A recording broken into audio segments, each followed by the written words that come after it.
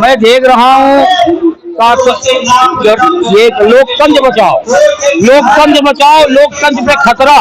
जिस तरह से, मेरा कहना नहीं है, लगातार जिस तरह से झुग्गी झोपड़ियों पे अनेक जगह हमले हो रहे हैं और इसीलिए लोकतंत्र बचाओ। कहाँ से आए? मैं शाहदरा।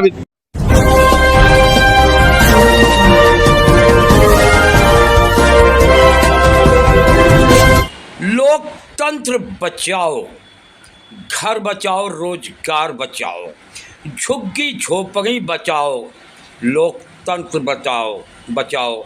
जिस तरह लगातार संविधान को तोड़ मरोड़ करके बदलने की कोशिश की जा रही है, उसको बचाओ। किससे बचाओ वो आप सुनेंगे सब इस खबर में। जो आप सामने शख्स को आप देख रहे हैं, एजीटीवी लाइव से बात करते हुए संपादक RK अजय जंतर मंतर पे गए और लोगों से बात किया, झुग्गी झोपड़ी वालों से तथा नेताओं से, जो आप इस खबर में देखेंगे। दोस्तों देखिए आगे, ये खबर का दूसरा भाग है। जो पहले आपको कल दिखाया था, मैंने कहा था खबर लंबी हो जाएगी, आप 2 भागों में इसको दिखाने जा रहा हूँ। ये दूसरा भाग है। दोस्तों सुनिए इन्हीं की जुबानी, लोकतंत्र किससे खतरे में है और क्यों ये प्रदर्शन करने पे मजबूर है। देखिए पूरी खबर आगे।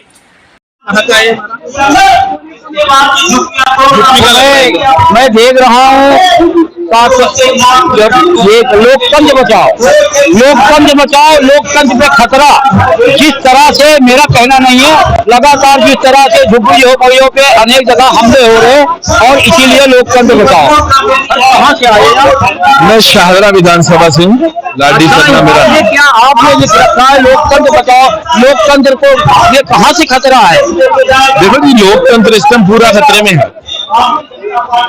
बीजेपी सरकार के पास भारत आ चुका है। 145 करोड़ का हमारा देश है।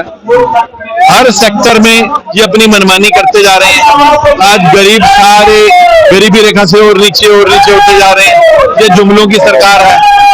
बोलती कुछ है, करती कुछ है, एकदम से पलट जाती है। 90 दिन पहले बोलती है कि हम जहाँ झुग्गी वहाँ मकान, 90 दिन बाद। एक बात कहो सर, आपने कहा झुग्गियों में तो सरकार कहती है कि बांग्लादेशी रोहिंग्या रहते हैं। देखो बीजेपी सरकार का जो है ये मुद्दा है, ये रोहिंग्या, बांग्लादेशी, ये मंदिर मस्जिद, हिंदू मुस्लिम, ये तो इनका पैतरा है। इसके बिना विकास की बात कीजिए, कहाँ पर आ रहे हैं।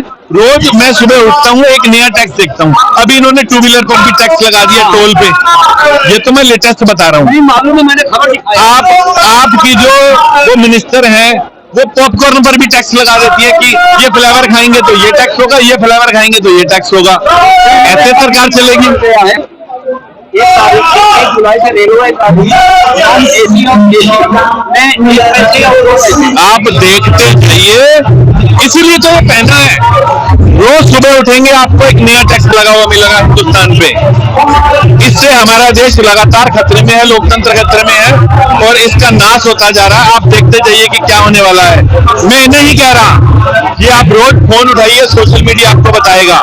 हर रोज एक नया टैक्स लग रहा है। पर अभी जो इन्होंने 25 लाख लोग दिल्ली में झुग्गियां उतार रहे हैं, इनके पास कोई विकल्प नहीं है। इन्हीं लोगों से वोटें लेकर ये सत्ता में आए हैं कि हम मकान देंगे। और आपको याद करा दूं कि 2014 में इन्होंने वादा किया था कि 2022 में मोदी जी 2022 में कोई भी व्यक्ति बिना छत के नहीं रहेगा, ऐसे बना लेते। तो आज का है, आज क्या बोलते हैं पता? आज हम 2025 में आ गए। 2040 तक किसी व्यक्ति के भी बिना। गुप्ता ने 700 करोड़ भी तो पास किया झुग्गी झोपड़ी। 700 करोड़ आपने मेरे को लगता है कम बोल दिया। सुनो, ये 700 करोड़ आपने शायद कम बोल दिया होगा। ये 1000, 2000, 10,000 करोड़ से नीचे बात ही नहीं करते। ये इतनी हाइट पर हवाई जहाज उड़ा देते हैं, जमीन पर दिखाई नहीं देता वो कहाँ पर है। कहाँ है 700 करोड़, कहाँ है 1000 करोड़? मोदी जी भी जहाँ खड़े होते हैं वो यही बोलते हैं 10,000 करोड़ दे दूं, 20,000 करोड़ दे दूं। आज मोदी जी बिहार में बोल रहे हैं कि मैं बत्ती फ्री कर रहा हूँ। कर रहे हैं, हो रहे हैं ना।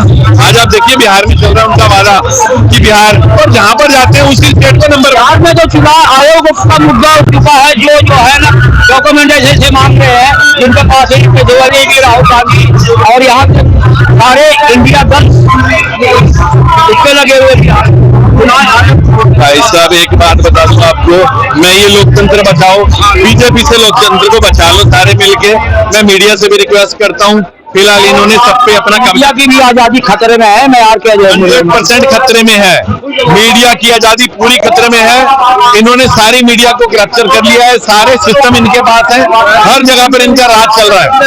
धन्यवाद। क्या नाम है? जय हिंद जय भारत। लाडी सरना। लाडी सरना। लाडी सरना जी, देखिए आपको दिखाया लोकतंत्र बचाओ। लोकतंत्र वाकई में बोलने की आजादी बिल्कुल इंसान की खत्म हो जाए। आप दिल्ली जंतर मंतर छोड़ के कहीं धरना प्रदर्शन भी आप नहीं कर सकते।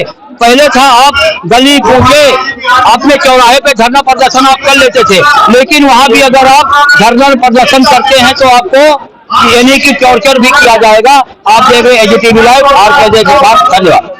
ठीक है सर,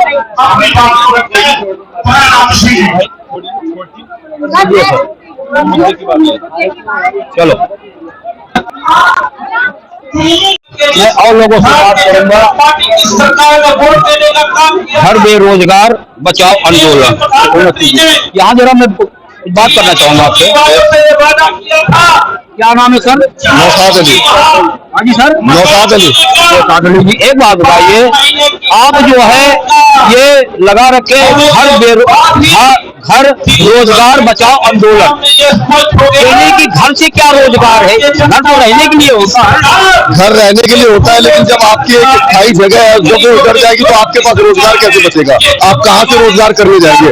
अगर कोई यूपी में रहता है तो क्या यूपी से रोजगार करने दिल्ली आएगा? अगर कोई बिहार रहता है तो बिहार से रोजगार करने दिल्ली आएगा। जब हमारी जगह ही छिन जाएगी तो रोजगार फिर कैसे रहेगा हमारा? आपको कोई कहता है मैं 80 साल से झुग्गियों में रह रहा हूँ, कोई 50 साल से, कोई 30 साल से, कोई 10 साल से, सभी कहते हैं, लेकिन मेरा कहना नहीं है। ये बीजेपी सरकार की रेखा गुप्ता मुख्यमंत्री कहती है झुग्गियों तो बांग्लादेशी रोहिंग्या रहते हैं, तो क्या कहना चाहिए आप? देखिए उनको बहाना चाहिए, क्योंकि इलेक्शन से पहले इतने वादे उन्होंने किए थे, इतने वादे, और ये जुमला पार्टी है, ये बात बात पे बदलना जानती है। जब इनसे कुछ नहीं होता तो ये हिंदू मुसलमान करवाना शुरू कर देते हैं, जब इनसे कुछ नहीं होता तो इनको झुग्गियों में रोहिंग्या लोग नजर आने लग जाते हैं, जबकि खुद ये रोहिंग्या को बसाने का काम करते हैं। आपने न्यूज सुनी होगी, इनके खुद के मंत्री ने बोला कि बापरोला में इन्होंने रोहिंग्या को बसाने की इजाजत दी और उनको अलॉटमेंट करवाई, और जब तोड़ने की बात आती है तो फिर इनको झुग्गियों में रोहिंग्या नजर आते हैं। एक बात सर, 700 करोड़ का बजट पास इन्होंने किया दिल्ली झुग्गी झोपड़ी वालों के लिए, तो ये तो कहती मैं हाई कोर्ट का ऑर्डर का पालन कर रही हूँ, तो मेरी क्या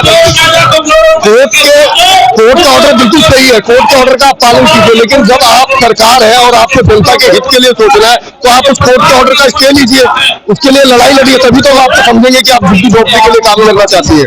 और उसमें न्यूट्रल है, पूरी दिल्ली में जितनी भी झुग्गियां टूट रही है, आप एक भी जगह, आप न्यूज चैनल वाले, आपने एक भी जगह किसी बीजेपी के विधायक को या मंत्री को देखा खड़ा होते हुए? हर जगह आपको आम आदमी पार्टी के नेता आगे खड़े होंगे, ना वहाँ पे कांग्रेस का कोई है, ना बहुजन समाज पार्टी का कोई खड़ा होता है, ना बीजेपी का खड़ा होता है। तो इससे आप क्या समझेंगे?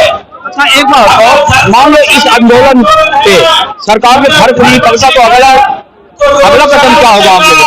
अभी तो जो आज आप देख रहे हैं यहाँ पे बहुत इमीडिएट लोगों को इन्फॉर्म किया गया और कम लोग हैं, ये हजारों की संख्या में ये आंदोलन बढ़ेगा और लाखों की संख्या में यहाँ पर जंतर मंतर क्या पूरी दिल्ली का घेराव होगा, संसद तक का घेराव होगा, क्योंकि ये हमारे रोजगार तो जुड़ा ही जुड़ा है, हमारे बच्चों का भविष्य जुड़ा हुआ है इससे, उनकी शिक्षा जुड़ी नहीं है। हम यहाँ पर इतने सालों से रह रहे हैं, हमारी 3-3 पीढ़ियां यहाँ पर रह रही है, फंडामेंटल राइट से हमारा सरकार कहती है कि अगर कोई किराएदार किराए के मकान में 15 साल से रह रहा है तो वो उसकी जगह हो जाती है। तो अगर हम किसी जगह पे 40 साल से बसे हुए तो वो जगह हमारी नहीं होगी।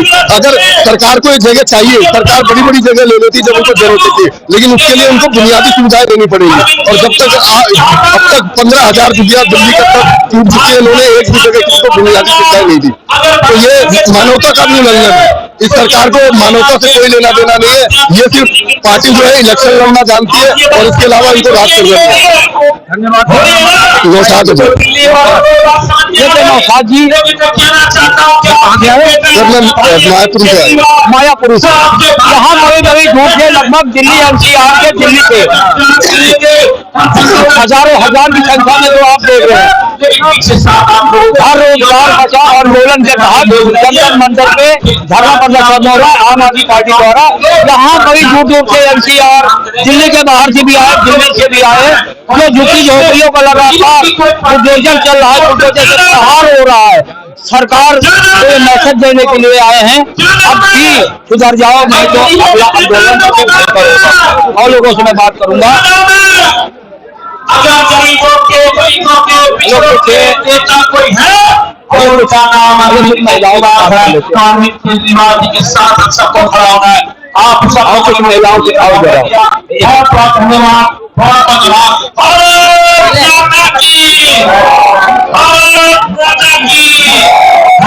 आप कहाँ से आए हैं? हम आए हैं शाहदरा मानसरोवर पार्क से। शाहदरा मानसरोवर पार्क से। क्या आप यहाँ भी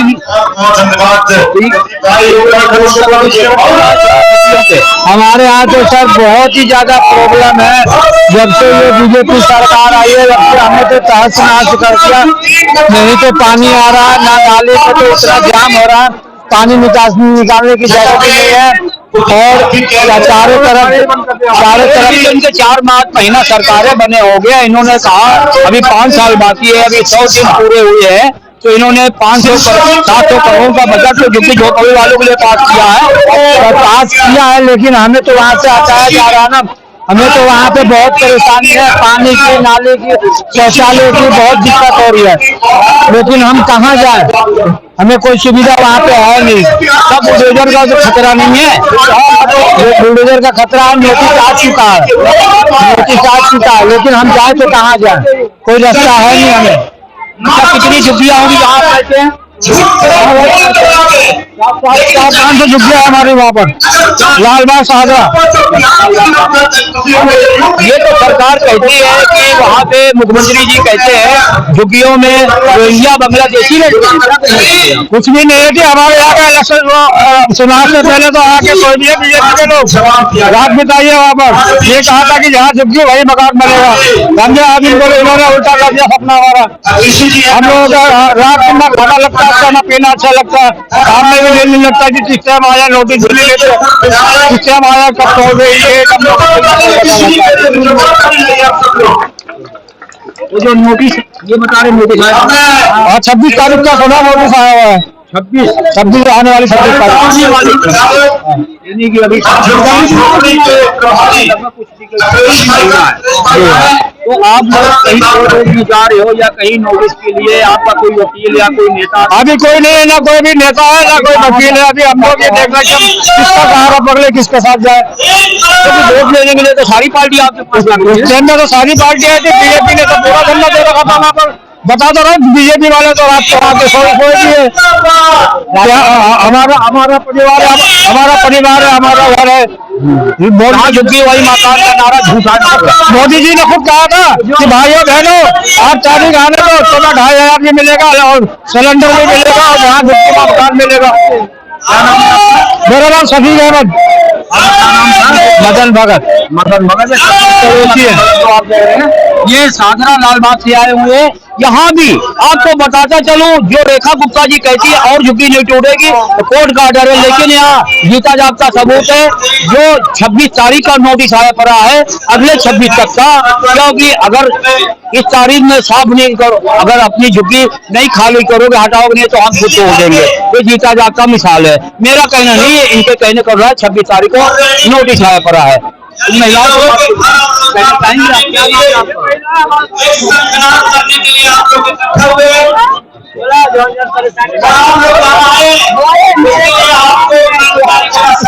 जब उन्होंने, मेरा नाम रोशन है, लालबाग से, श्री रामनगर लालबाग से। परेशानी हर चीज की है। झुग्गी जो हमारे इतना दिन से है, जब तो बोला था कागज भी हमारे पास है, जहाँ झुग्गी वही मकान, मगर वो झूठ हर वक्त बोलते हैं, देते नहीं है, करवाते हैं। आप लोगों के लिए 700 कहाँ बनाया है? 2500 रुपए का बोला, दुनिया कागज मांग रहा है, हो गया। राशन हमारे लोग का चीनी खत्म है, कहाँ दे रहा है? जितना वो झूठ बोल रहे हैं उतना कुछ नहीं कर रहे हैं। वोट के लिए बहुत झूठ बोला है, वोट लेने के लिए बहुत झूठ बोला है, कुछ नहीं कर करा। कोई नोटिस आया 26 तारीख का। हाँ, मोबाइल में दे रखा है। मोबाइल में दे रखा है। हाँ, कागज कागज होगा किसी के पास में। हाँ, मेरी दुकान 40 से 45 साल पुरानी नाई की दुकान थी। मेरी क्लास जी हाँ, कम से कम 40 से 45 साल में जवानी से बुढ़ापा हो गया मेरा वहाँ।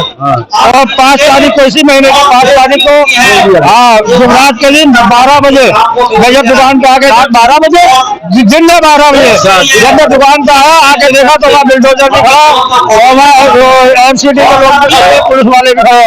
कह रहे दुकान का सामान खाली करो तो आ गया। मैं कहा तो आपके पास कोई नोटिस नहीं, कोई नोटिस नहीं, कुछ नहीं। बुढ़ापे में मेरी 65 साल की उम्र है, बताइए मैं कहीं नौकरी नहीं कर सकता, कुछ भी नहीं कर सकता। मैं मेरी पेंशन बंदी हुई है।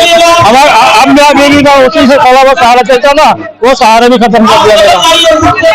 अब मैं किसके पास जाऊँ, किसको कहूँ, कोई सुनवाई नहीं होती। यानी कि आपको नोटिस नहीं दिया गया, कुछ नहीं आए, दुकान खाली करो तो दिया गया। खाली भी नहीं करे मेरे को, खाली 2 कुर्सी निकालो, शीशा होता है। 40 साल से आप रहते हैं। देखिए 40 साल के रहने वाले व्यक्ति अब अपनी उम्र 65 साल बता रहे, कोई काम भी नहीं कर सकते, ना कोई नोटिस ना कोई फरमान, तुरंत तोड़ दिया गया। ये जो है